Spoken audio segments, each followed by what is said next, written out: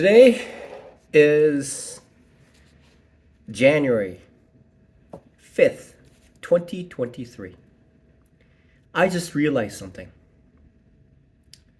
And it is so obvious, but I could not see it. Here's the situation. In the year 2022, when God created the heavens and the earth in the beginning, He created the water, the earth, and the heaven, and all things. And God created man in the image of Him. Then He rested on the seventh day. And then I just realized something today. In the year 2022, the whole year, I have an Excel spreadsheet that documents the trades that I made. And out of those trades, about 90 times, 90 times were catastrophic losses. Now, here it comes. This is very, very important. This is so important. It is so important. I just had 2 bagels. I had a cup of tea.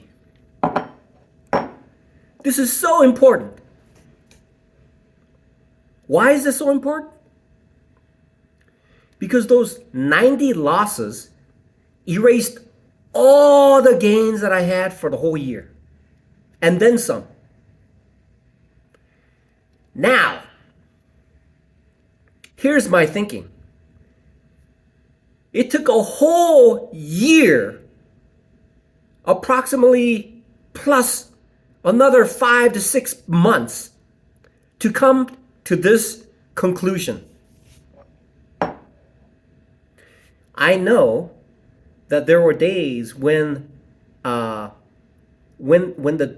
day it would dip, and then I would get in, and then I would hold it, and it would come back up.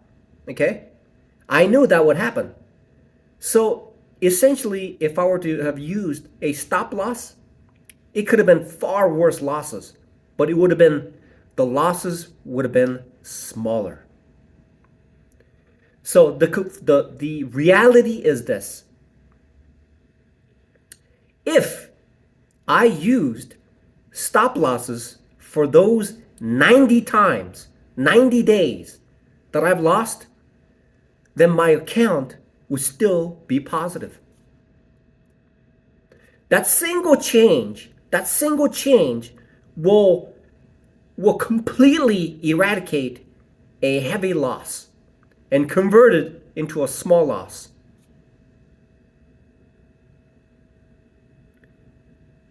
I was thinking about this thing called the bridge. The bridge.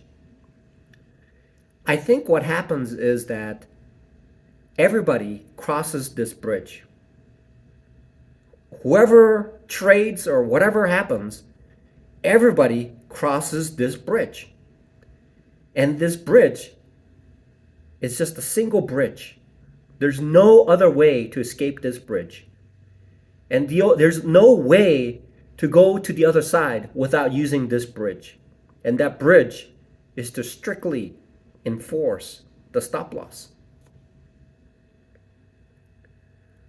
If I don't enforce the stop loss, then those 1 or 2 losses will completely eradicate or catastrophically undermine the gains that I have. It is that one day, just one day, will completely eradicate my account. This is something that has eluded me. I was scratching my head, trying to figure out how I can stop it, how I can maneuver around it, but it is inevitable. How do I, I'm asking myself, I was working on something, but I had to do something else first, which is to place the stop loss so that I don't have to so that I can mitigate it by making better trades. But I was so focused on trying to figure out how to figure out a better way that I missed the most obvious thing, which is to place a stop loss. So those 90 heavy losses will no longer be a heavy loss.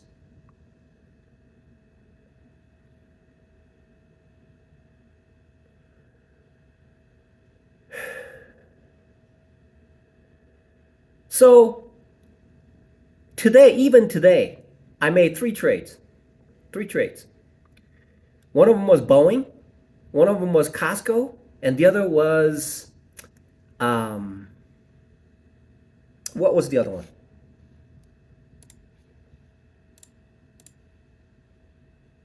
Disney. So I traded these.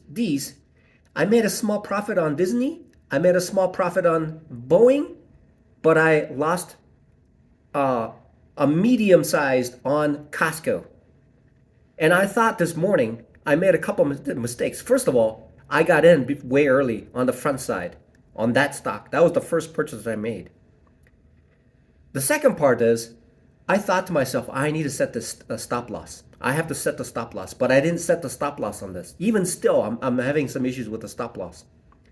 Had I set the stop loss on there, I would have essentially added, I would have hit my target for today, close to hitting my target today. So essentially, that stop loss would have given me a bigger gain. Okay, that's the idea. The second part of my game plan has actually been enforced into these trades. That's why I didn't lose as much. Okay. So it's a bridge that everybody has to cross across in order to move in the direction of being a consistently profitable day trader. It has to be it's a single lane. It's a single lane bridge, and everybody has to cross it. If I don't know where it is, I can't cross it. And that's what it has been. That's what it's been like all this time. And people were on YouTube are saying, "Hey, you have to have stop loss. What do you think is going to happen if you don't have stop loss?" But it just still doesn't register, even after losing like 90 times. And I'm thinking to myself, boy, I just proved to myself that I'm resilient. But what's the benefit of showing that I'm resilient? Essentially, the word resiliency means that I've suffered over and over and over 90 times, and I'm still doing it to suffer one more time, or more, this year, next year, the following year. It's great that I have resiliency. Now the reality is, now that I know, I need to change it so that I could feel some other resiliency. Not for the same reason. There's a comedian, there's like 3 or 4 comedians that tour America, and I think they're called a blue collar comedian something. And one of the guys who goes on stage and he has this hard liquor. He has this hard liquor that he drinks while he's like giving his comedy routine. And he said this. He says, "You can't fix stupid." That's what he said. You can't fix stupid.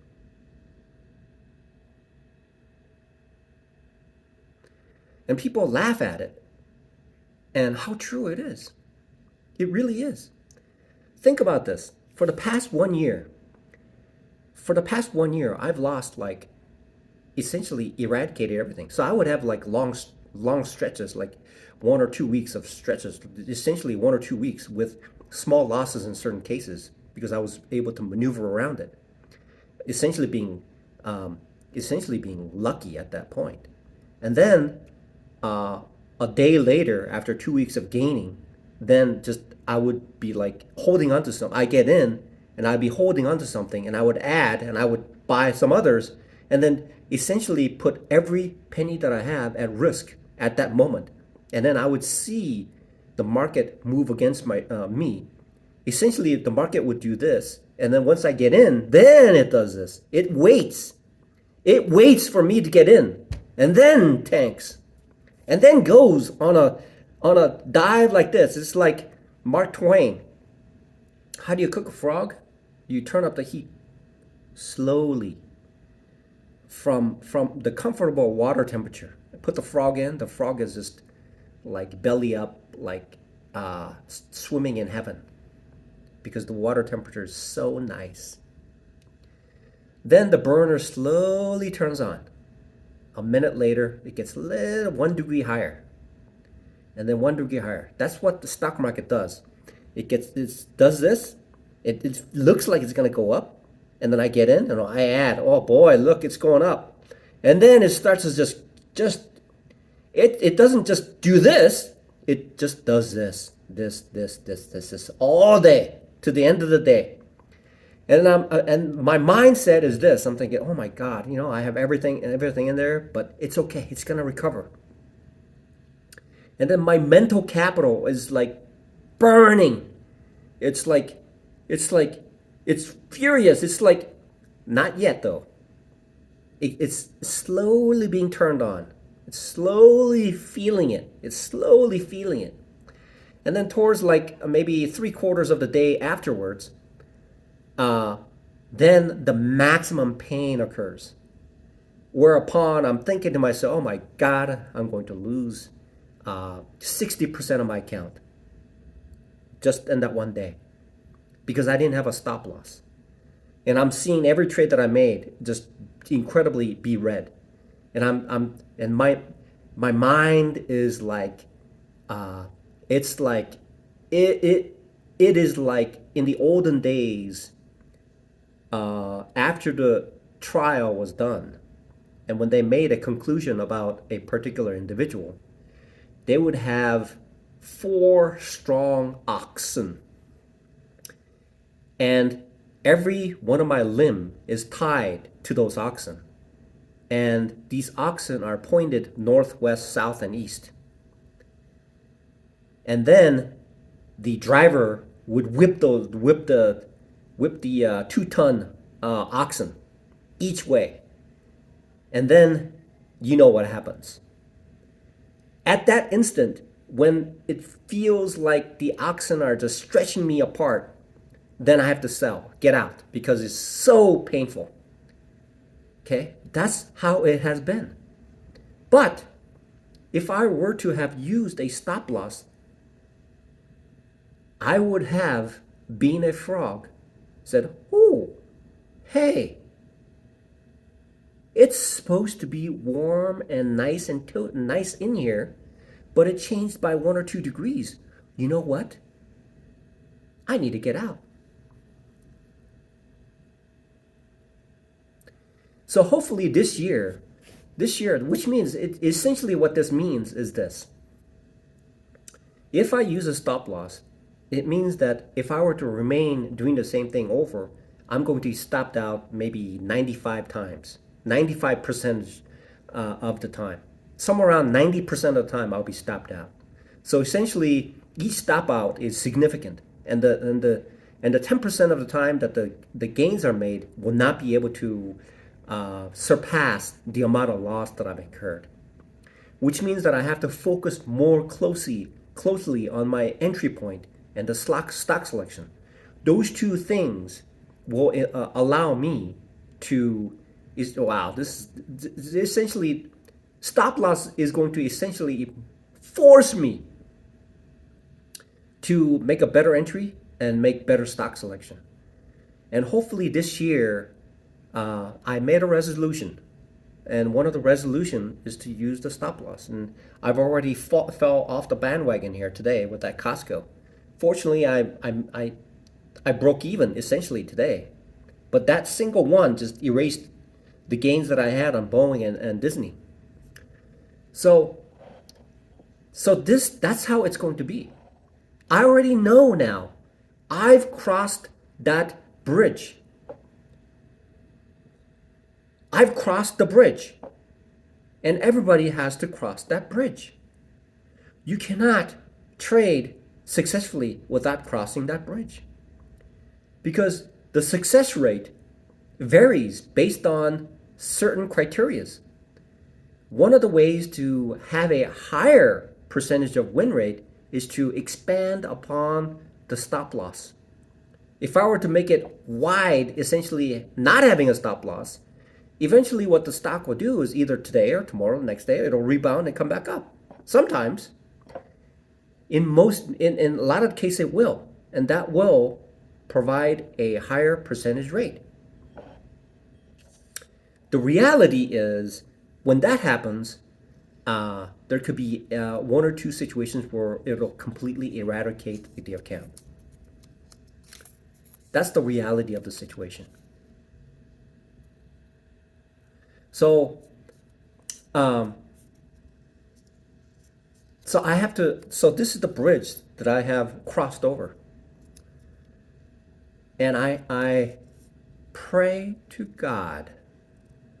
Essentially, that's what it is.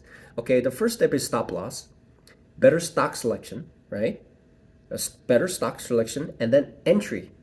Entry and stock selection, those go hand in hand. I can have the best entry in the world, but if I place a stock selection that is essentially, it is possible. So which one? Okay, I have to have better entry. And the stock selection, the things that I have, the ATR and the volatility, that is manageable. Okay. So what I need to do is figure out a better entry, because I have a list of stocks which are favorable in my circle. I'm thinking I'm going to be trading these stocks because they provide a suitable situation for me when I trade these stocks. Some of the others I'm not sure about. I suppose I could be like a ambulance chaser with a business card. As soon as certain events occur, like what happened with Microsoft, essentially there was a downgrade to neutral from one of the big banks, and for the second day it has like imploded, right? So that can be done that way. The reality is I need to figure out how to, because most of the stocks that I'm looking at are very favorable anyway. So I need to make sure that I have the right entry. I need to have the right entry, meaning that I have a particular signal which tells me that it's going to move in a particular direction. Okay? That signal, I have to seek out that signal. And then when that signal is there, when that setup is there, then I enter, and then it'll move in a direction on a statistically more probable that it will move in the thesis that I have than to be on the other side, because I have one or two or three criteria that allows me to say this direction is more probable than the other direction. If for some reason, which is statistically possible, that it's like flipping a coin, right?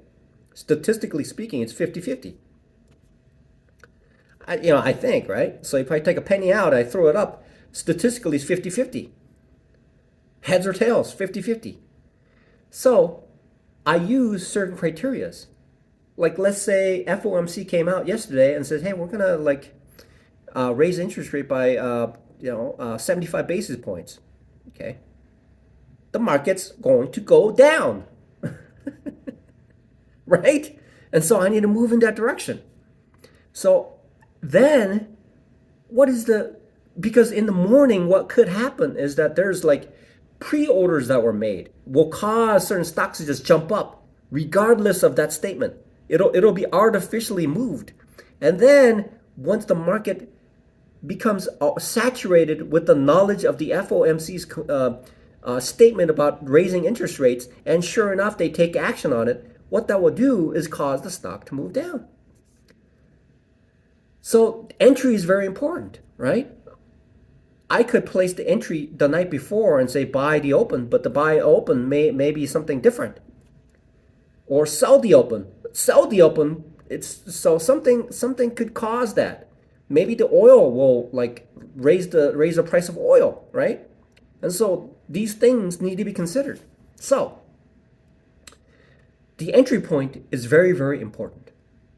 I'm looking at this Cheerios cereal and it says first ingredient. Wow, whole grain oats. First ingredient is whole grain oats. It has 2 grams of sugar. Look, I'm making advertisements about a cereal. Oh my God. Oh Lord. Maybe that is the breakthrough. Maybe, oh, oh. Maybe that is the breakthrough. I fell on the ice the other day, and I landed on my elbow. I may have cracked a bone in my arm, somewhere here. So when I like lean on it, there's a sharp shooting pain. Generally means there's probably like a hairline fracture. That fracture will eventually the calcium will get together and then fix itself. But in the meantime, it's painful. Now, it says lower cholesterol. I need to lower my cholesterol. Good. Oh, good. I love it. So, there again, I completed the commercial for this cereal. You probably know what it is. So, I'm excited. I'm excited for this year because it's something that's going to make me change. Today, the market was down, like Dow was down like 300 points. Normally, what I would do is I just put everything at risk, and I would end up like losing like 30 or 40% of my account. That's what I do. Today, that was not the case. The main reason was because I waited for my entry. And better entry allowed me. Costco was an exception. I got in like half an hour too early. And I should have set my stop loss, but I didn't. So those are the two things the mistake that I made. The other two, I looked at it, it was the right time, and I made the right trade. And I made the right sell for those. Costco, had I made the right trade, I would have hit my target. So it is absolutely essential. It is absolutely essential in my trading. I don't know about anybody else's. Some pros say that it is their number one criteria. For me, the most important thing is to set it. Okay? I have to set my stop loss and make sure that I observe it each and every day. Each and every day that I trade. And I'm getting closer and closer to the objective of becoming consistent. I was consistent in year 2022 of losing. I would make it and then I would lose. I would make it and I would lose. But that was a downhill kind of thing. I would make it and then lose, but it would be lower than where it started. Right? So hopefully this consistency. So what if I just reverted what I was doing last year, right? That's hard to do. So, that's a great idea. Oh yeah. Uh-huh. Oh yeah. Yeah, that's something to think about on the long term too. I don't know why these videos are getting longer and longer and longer. I'm not sure why. Because it's helping me to think. Obviously, people don't have patience to watch through this. People don't have patience to This is, what is that now? 24 minutes long. It's 24 minutes long. 25 minutes long. So, um, so hopefully this year will be, it's the first day I mangled up. I messed up. Uh, I have something to deduct. Uh, Capital loss already based on the first day of trading. Okay, that was the first day of trading, and I have something to deduct right now. And I was and hopefully this number, this see TD Ameritrade has a number in my account that says overall P&L year to date is negative already. 3 days into trading, 3 days into trading, 3, 4, 5, and Friday's one more day. 3 days already, my account is already negative. I have something to deduct in my taxes, but it has to be deferred for the future years because I can only deduct $3,000 per year of my losses towards my tax return. So, um, something was bothering me in the background, something that I don't even need to think about at all. I don't need to think about that because what is most important right now is to trade right. And I'm going to attempt to trade about 3 or 4 times tonight before it's already almost 11 o'clock. These days, I attempt to get things done really fast. What that will do is it'll save the company money, and then it'll give me more time to study.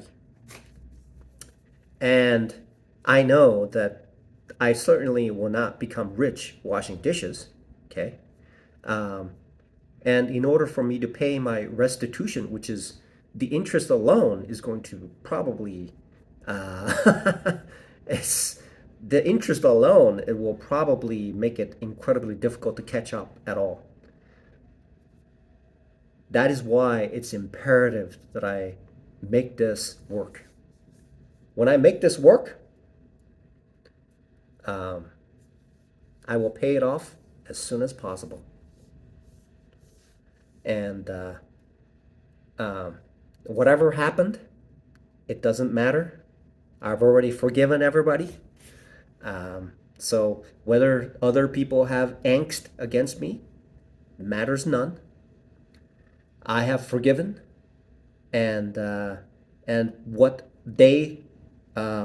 the conclusion right now is I wholeheartedly accept what has happened to me, and I will completely, forever sever my ties, and that's it. And I will pay the restitution, and then I will go on my way.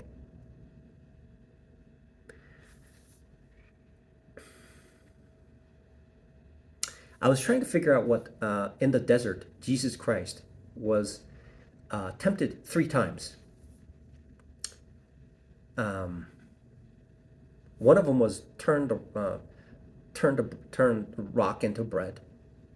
Second one is serve me and you can own everything. And the third was this. I think I read the Bible cover to cover 8 times, different Bibles. I'm not going to check the facts, but I believe the third one is this. The devil said, why don't you jump off this cliff and you will live? That's what he said. That's what the judge, that's what the devil, that's what the devil tempted Jesus Christ. Right? What was his response? He said,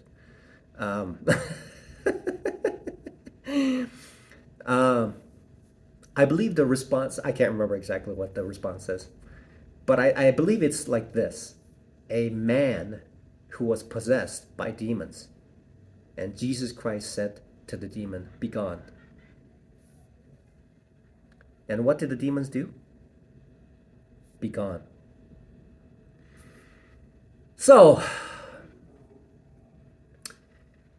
I have to make this work. There's no other option. I have forgiven everybody. And I don't want to deal with individuals who would stoop to that level ever being in my life ever again.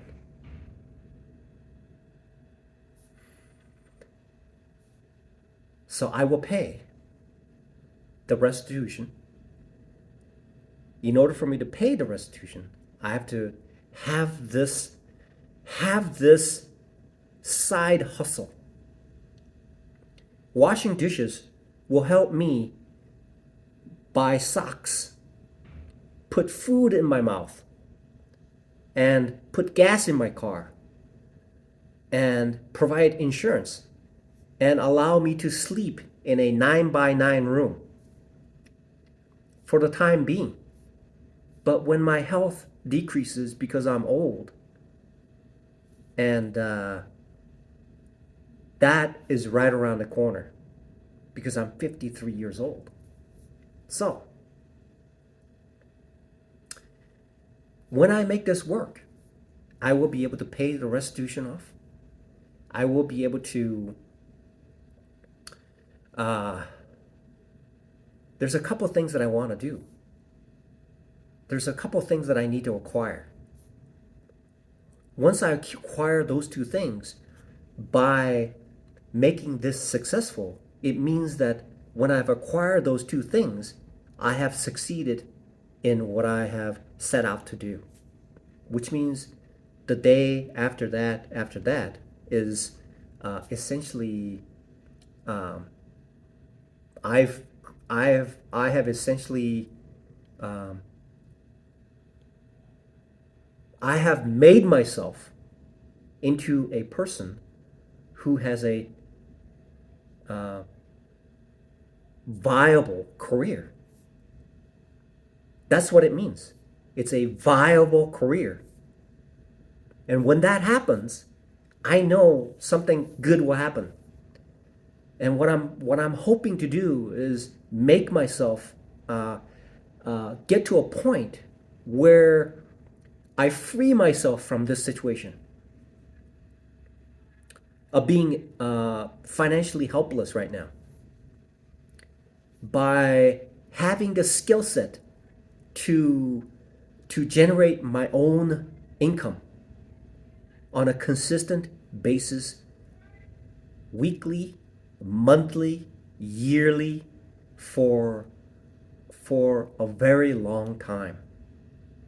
When that happens, one of the most important things I believe will come into my life. And those are the two very, very important creatures that my ex-wife has created between us. And those are my children. So they will enter into my life. I believe it. So I was trying to figure out, okay, so I'm trying to put myself in their shoes. I'm thinking, well, I have a father who's lived in a shelter for a year, and then he's been convicted as a felon, and now he's on supervised probation. And what kind of a human being is he? I mean that's what they're thinking. But I believe that's what they're thinking, and the outside world is probably reinforcing them, and at this point, truth doesn't really matter. The truth doesn't really matter.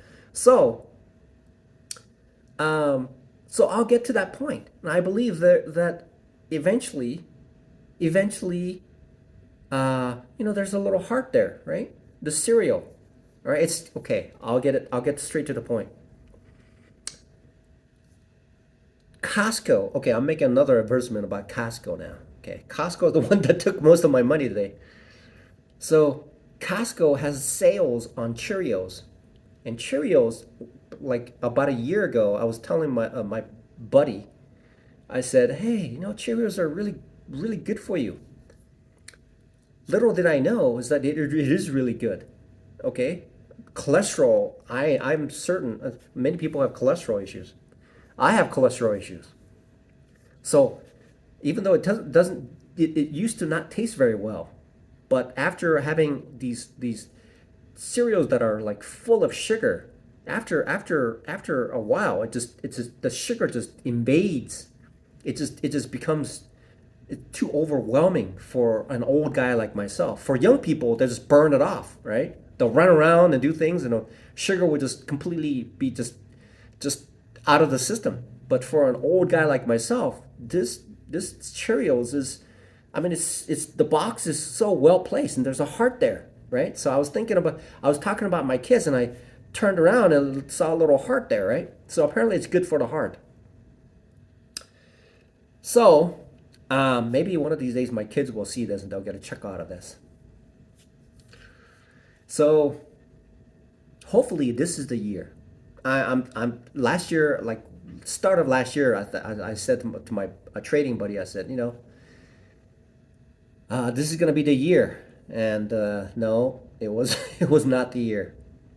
Um, so so I have to admit that I'm an introvert, and being an introvert, um, not too many people. Introverts usually work alone. Okay, they're creators. Uh, they do things by themselves, and most of the things that an introvert does is done by alone, not in a team environment. Okay, and so in an environment where I work, people give me something to do and I take care of it. But having to like intermingle and communicate in a manner where there's some exchanges, where upon that exchange, okay, I'm getting into an area where I should not get into. So I'll leave it at that. So I'm an introvert, which means that essentially, where was I? Okay. So this talking thing is seems to be helping out because I'm hearing my thoughts. I'm hearing my thoughts instead of being in my mind circulating without any way to like grasp onto. I'm thinking out loud, voicing it out, getting to my ear, and then it's like circulating in my mind, coming out, coming in, coming out, coming in. It's like my thoughts are becoming a reality instead of being like circulating in my mind without being able to latch on to the reality of what's going on. So the bridge that I crossed is knowing the most important thing is to put a stop loss so that the difference between last year and this year will be that I will never have these massive losses. The stop loss will eradicate it. It may change into something else, but it'll be completely eradicated using the stop loss. The stop loss will completely cut it off, erase it, and I will never have these heavy losses. If I can just keep that in mind, and I have to keep practicing it, and never allow it to detach from the trade that I make on demo to the reality of the real trades, and make it the same, so that I'm consistent in muscle memory, so that days like today would essentially eradicate 25% of my account. Eradicate. I mean, it's just blow it out of the water, right? So today was a different story. The game plan that I had was mostly executed, causing me to actually be green today, right? A little bit green. In other cases, it would have been completely different, like Monday. So, um, yeah, on Tuesday. Monday was a New Year's holiday, but because of Tuesday. So, um, maybe this is the year for me. My trading buddy, he's probably already there. Last year, he's probably there, just moving along. but his trading plan is different. The way he's trades is different. So I look forward to now moving towards my milestones that I set. I reached a milestone, milestone number one, right? I've reached milestone number one, and then I fell down, and just hard, and now this game plan, after thinking about it, I don't know how long it's going to work, but it seems to be making the difference. So I believe this is the bridge that everybody has to cross in order to in order to um, essentially move in the direction of being consistently profitable. And this bridge is called uh, using the stop loss. If I don't use stop loss, it'll just completely eradicate my account. And I've experienced it 90 times last year. So much so that people just, boy, you're resilient. Look at you. You've been knocked down. When I first came to the United States when I was 10 years old, I had to repeat third grade because my English was not good, right? I was so bored, right? So that's also being resilient, right? At being 10 years old, and you think that anyway. So yeah, yeah, I have been very resilient. I've changed. Wow, I've survived. It's amazing. Yeah. Hopefully, this bridge that I've crossed will be a permanent situation. Then I will use stop loss, and this year will be completely different, and the losses will be small. Because I mean, even the best, even some of these guys who are really good. I mean, when they're trading, they're making essentially a guess based on statistical probability. So they take a higher number and move in that direction of the instead of being a lower number. So if the number based on their data says that um, it's going to move up and that percentage is 70% versus 30% dropping, then they'll they'll they'll they'll put their trade towards the long position because it's statistically advantageous. Statistical advantage sometimes, though, what will happen is that there's some behaviors that have not been thoroughly vetted out, which causes the stock to go in the opposite direction. And at that point, at that moment, that's when that's what one of the S&B Capital founders, he said, "Oh, that last trade missed my stop loss by 1 cent." Yeah, that's a big deal. So losses are inevitable. Everybody loses. But how little you lose is the difference between a professional day trader and a novice day trader. I hope I left I hope I left my novice self on the other side of the bridge, and then I am here as a professional day trader on the other side of the bridge and made that bridge be um, I was going to make it pretty, right? Made that bridge be permanently severed. I think that's what they do, professionals. They cross the bridge and they burn it.